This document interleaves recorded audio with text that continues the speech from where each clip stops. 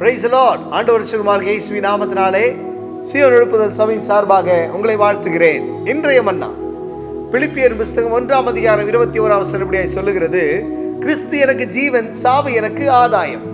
ஆம் பிரியமானவர்களே, அன்றைக்கு பவுல் தன்னுடைய வாழ்க்கையை ஒரு தியாகமாக அவர் வாழ்ந்தார்.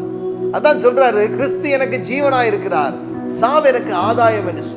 எவ்வளவு கஷ்டங்கள் பட்டாலும், எவ்வளவு பிரச்சனைகள் வந்தாலும் நான் இயேசுவுக்காக சாதிப்பேன், இயேசுவுக்காக எல்லாவற்றையும் ஏற்றுக்கொள்வேன் என்று சொல்லுகிறதான அந்த வார்த்தை தானே. பிரியமானவர்களே, இன்றைக்கு நாம் ஆண்டவருக்காக என்ன தியாகம் பண்ணியிருக்கிறோம்? இன்னைக்கு ஆண்டவருக்காக எந்த காரியத்தை நம்ம தியாகமாய் நாம் செலுத்தி இருக்கிறோம்? நம்முடைய நேரத்துல தியாகம் பண்ணியிருக்கிறோமா? நம்முடைய பொருட்கள்ல தியாகம் பண்ணியிருக்கிறோமா? கொடுக்கிற காரியத்துல தியாகம் பண்ணியிருக்கிறோமா? இல்ல நம்ம செலவிடுறதான காரியங்கள்ல ஆண்டவருக்கு தியாகம் பண்ணியிருக்கிறோமா?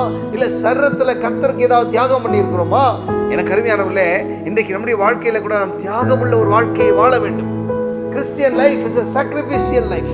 கிறிஸ்தவ வாழ்க்கை என்பது ஒரு தியாகம் நிறைந்த வாழ்க்கை. பிரியமானவர்களே, இன்றைக்கு நம்முடைய வாழ்க்கையில் நாம் தியாகம் செய்ய வேண்டும்.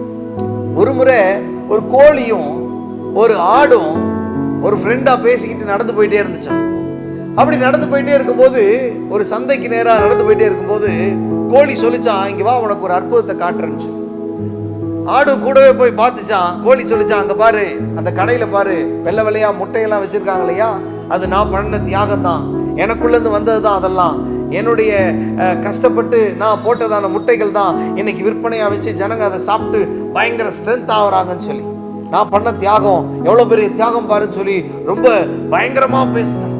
உடனே ஆடு சொல்லிச்சான், இந்த பக்கம் வா அப்படின்னு சொல்லி கூட்டிகிட்டு போய் இன்னொரு பக்கத்தில் போய் காட்டினா ஒரு கசாப்பு கடையை காட்டுச்சான்.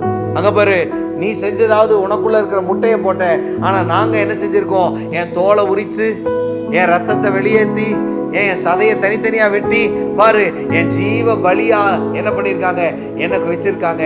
இன்னைக்கு நான் ஒரு ஜீவ பலியா இருக்கிறேன், என்னை எல்லாரும் கட் பண்ணி ரொம்ப சந்தோஷமா சாப்பிட்றாங்க. இன்னைக்கு நான் பண்றதுதான் தியாகம்னு சொல்லிச்சான். பிரியமானவர்களே, கோழியும் தியாகம் பண்ணுது, ஆடும் தியாகம் பண்ணுது, ஆனா மனுஷன் எந்த தியாகமும் பண்றதில்லை இல்லையா? உங்க வாழ்க்கையில நீங்க தியாகம் உள்ளவர்களாய் வாழணும், தியாகம் உள்ளவர்களாய் வாழணும். பவுல் சொல்றார், கிறிஸ்து எனக்கு ஜீவன், சாவு எனக்கு ஆதாயம் என்று சொல்லி. இன்னைக்கு நம்முடைய வாழ்க்கையில கடவுளுக்காக என்ன செய்திருக்கிறீங்க? கொடுக்கிற விஷயத்துல ஆண்டவருக்கு தியாகமா கொடுக்குறீங்களா? கொடுக்கிற தசம பாகத்துல உண்மையா கர்த்தருக்கு கொடுக்குறீங்களா? இல்லையா? கொடுக்கிற நேரம், உபவாச ஜெபமா இருந்தாலும் சரி, சபையில் நடக்கிற ஜெபங்களா இருந்தாலும் சரி, கர்த்தர் கொடுக்கிற காரியத்தை உண்மையா தியாகம் உள்ளவர்களா செய்றீங்களா? இல்ல ஏதோ என்ன பண்றது கொடுக்கணுமே சொல்லி கொடுக்குறீங்களா? அப்படி செய்வீங்கன்னு சொன்னா நிச்சயம் கர்த்தர் உங்களை ஆசீர்வதிக்க மாட்டார்.